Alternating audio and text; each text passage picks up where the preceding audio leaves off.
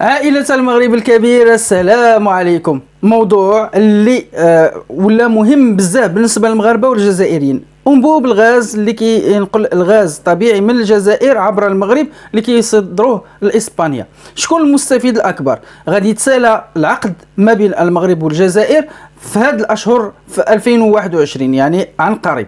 بالتالي بموجب الاتفاقيات هذا الانبوب غيولي كله ملك للمغرب، يعني كل هذا اللي جاي من وسط المغرب غيولي ملك خاص للمغرب.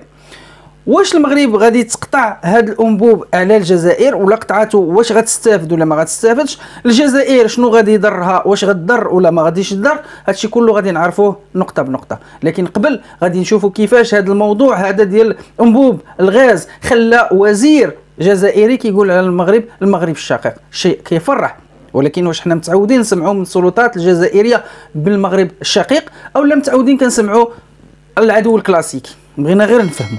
ولكن الا كان هذا الموضوع غادي يخلي المغرب يولي واش المغرب الشقيق بالنسبه للجزائر، حنا نفرحوا بزاف ان يبقاو التصريحات كلها يتقال فيها الجزائر شقيقه والمغرب الشقيق. اذا اول حاجه نسمعوا للوزير الجزائري كيف ما قلنا. من آخر نفى وزير الطاقة مصطفى قيطوني الأخبار المتداولة حول غلق الأنبوب الرابط بين الجزائر وإسبانيا الذي يمر عبر المغرب، موضحا بأن هدف الأنبوب هو الرفع من قدرات التصدير. راك تقول باللي نغلقوا الأنبوب مع المغرب الشقيق. حنا عمرنا ما قلنا الهضره هذه. إذا سمعنا مزيان بأن الهضرة على المغرب الشقيق، وعمرهم ما قالوا بأنه غيتسد هذا الأنبوب. جيد، لأن بعض وسائل الإعلام الجزائرية بغت تغطي على التخوف ديال الجزائريين من إغلاق هذا الأنبوب، وقالوا بأنه لا أهمية لهذا الأنبوب وغنفتحوا حنايا أو فتحنا عندنا منافذ أخرى، فبالتالي غنسدوا على المغرب وما يبقاش ياخذ الفلوس ديال الأنبوب اللي غادي يدوز من تما. نشوفوا الواقع ونشوفوا الحقائق. اذا غنمشيو اول حاجه لهاد الصوره اللي غتبين لنا شحال من منفذ او شحال من انبوب عند الجزائر باش تصدر الغاز. كاين اول واحد والاهم هو هذا اللي كيدوز من المغرب وكيمشي لاسبانيا. كاين الثاني اللي كاين من سواحل الجزائر وكيمشي لهنايا لجنوب يعني الالميريا جنوب اسبانيا. وكاين هذا اللي كان خصو يكون سردينيا، وكاين هذا اللي كان دابا خدام اللي كيدوز على عبر الاراضي التونسيه وكيمشي لايطاليا. اذا بلاتي ربما ما وضح لكم مع الصوره. اذا دابا يقدر يبان انه كيدوز من هنايا من الاراضي التونسيه وكيمشي لايطاليا. اذا مزيان نشوفوا هذا، نبداو بهذا اللي كيدوز من تونس وكيمشي لايطاليا. واش بصح مزيان ما فيهش مشاكل وكل شيء فيه مزيان؟ هذا هو اوضح، يعني انه كيجي من الجزائر كيدوز عبر الاراضي التونسيه وكيطلع لهنايا لايطاليا. اول شيء اذا نرجع، اذا اول شيء نهضروا عليه هو التخوف ديال السلطات الايطاليه من الاحتجاجات التونسيه واللي كتقدر تاثر على هذا الانبوب. بحسب المصادر، إذا هنا كيف ما كنشوفوا في جريدة العرب قالت بحسب المصادر الدبلوماسية فإن شركة إيني الإيطالية التي تستغل خط الأنابيب الغاز المذكور استنفرت علاقتها في إيطاليا والجزائر للضغط على حكومة المشيشي لتأمين الحماية الكافية لخط الأنابيب، أي أنه متخوفة من الحماية للحيلولة دون سيطرة المحتجين عليه، تماما كما حصل في وقت سابق بالنسبة لمحطة ضخ النفط في بلدة الكامور جنوب تونس. إذا بطبيعة الحال شفنا أن أول مشكل في هذا الخط اللي كيمشي من الجزائر لإيطاليا عبر تونس هو الحماية، مشكل الحماية. كاين مشكل آخر في نفس الخط وغادي نجيبوه أيضا من وسائل إعلام اللي هي جزائرية. إذا هنا كيقول بأن أنبوب الغاز الجزائري نحو إيطاليا مهدد ببراكين وزلازل. وهناك يقول شن رؤساء بلديات ومواطنون إيطاليون ونشطاء بيئة احتجاجات واسعة ضد مشروع تمديد أنبوب الغاز الجزائري ترانسميد الذي يربط الجزائر بإيطاليا عبر تونس، وهذا من جزيرة صقلية نحو شبه الجزيرة الإيطالية وتحديدا إلى ناحية كامبانيا. هذا الشيء ما كيهمناش، اللي كيهمنا هو كيف ما جاء في العنوان أن أنبوب الغاز الجزائري نحو إيطاليا مهدد ببراكين وزلازل. التفاصيل ديال الخبر يعني كاين مجموعة من الزلازل معروفة في هذه المنطقة، وبالتالي هذا الأنبوب هو مهدد.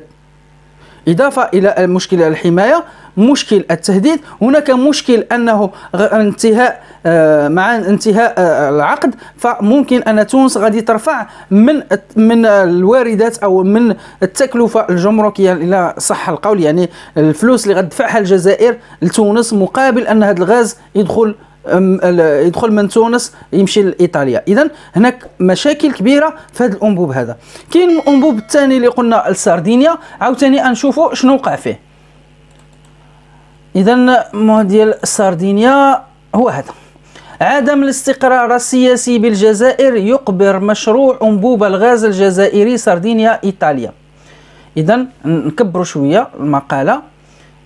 تم وضع آخر مسمار في نعش مشروع أنبوب الغاز الجزائري سردينيا إيطاليا المعروف بغاليسي، حيث حذفه الاتحاد الأوروبي من المشاريع الأولوية الإيطالية.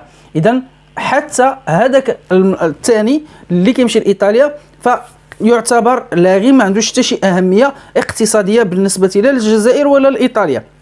إذا كتبقى عنده يعني المغرب، وكيبقى عنده اللي كيمشي لألميريا. اللي كيمشي لألميريا فكاينه مسافه ديال 750 تقريبا كيلومتر اللي كيدوز تحت البحر، وكاين تهديد لهذا الاخر، لان كنعرفوا الطول ديال المسافه 750 تحت البحر وفي هذه المنطقه هذه فهو صعيب بزاف. بالنسبه اللي كيدوز للمغرب فهو كيدوز من المغرب لاسبانيا، يعني المسافه ديالو 45 كيلومتر فقط، وكاين فرق كبير ما بين 750 و 45 اللي كاينه تحت البحر في الانبوب المغربي. اذا الى تسد الانبوب المغربي مع المشاكل اللي في الانبوبين الثانيين غيبقى عندهم انبوب واحد هو اللي كيمشي لألميريا. اذا هذا غيزيد من العزله ديال الجزائر يعني غيخنق الاقتصاد ديالها. صعيب ان الجزائر تخلى على الانبوب ديال المغرب. نجيو دابا في المقابل المغرب، الى في حاله ما اذا قطع هذا الانبوب على الجزائر. اولا كيف ما قلنا انه بعد انتهاء العقد خلال الاشهر القادمه غادي يولي الانبوب ملك المغرب، فهي امكانيه ديال المغرب او لا الا بغينا يستافد المغرب اكثر ماشي تقطعوا، يستافد المغرب اكثر هو انه يرفع التكلفه. الا رفع التكلفه غترفع التكلفه حتى على الغاز الجزائري ويستافد المغرب من دولارات زايده. بالنسبه اللي كيقولوا بان المغرب كيستافد من هذا الغاز او من هذا الانبوب، يعني انه كياخذ منه الغاز، فخلينا نشوفوا شنو كيستافد المغرب. اذا مثلا هنايا عندنا واردات المغرب من النفط والغاز هي تقدر ب 8.22 مليار درهم. ركزوا معايا، مليار درهم، ولكن ما كيديهاش الجزائر بوحدها، وانما كنجيبوا حنا هذا النفط والغاز من عند من؟ كنجيبوها من عند روسيا والجزائر وايران والسعوديه والعراق. يعني هاد 8 مليار درهم موزعه على هاد كلهم، يعني هاد الدول كامله.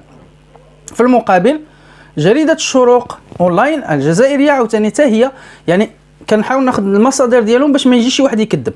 المغرب يجني 121 مليون دولار من الغاز للجزائر، 121 مليون دولار.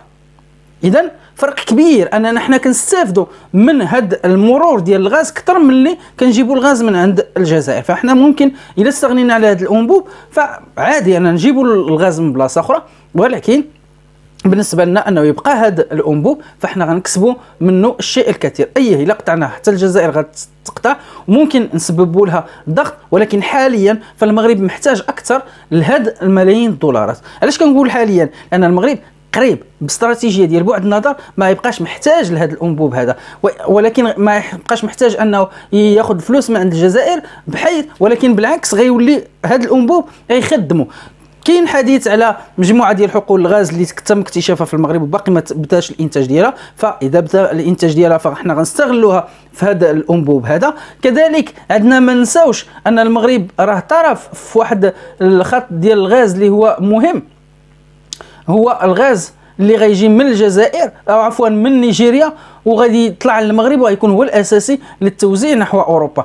نهار يوصل هذا الغاز للمغرب، هذا الانبوب الغاز للمغرب، فاحنا غادي نكونوا كنستافدوا من الفلوس باش غادي يدوز، وكنكونوا كنستافدوا كذلك حتى من الغاز اللي غيوصل لتما. اذا حاليا رايي الشخصي من خلال المعطيات فانه اذا كنا نستعملوه كورقه ضغط فالجزائر اكيد عندها واحد عندها منين تسرب وغادي تضر، لان صعيب عليها انها تبقى تنفذ من منفذ واحد. ثاني كنا شرحنا كل شيء، ولكن بالنسبه لنا حنايا كمغاربه الافاده ماشي دابا، ولكن غتكون الاستفاده اكثر الى ترفع فقط القيمه ديال الواجبات اللي خص تخلص الجزائر في انتظار انه يكون استخراج الغاز المغربي ووصول الغاز من النيجر او من نيجيريا.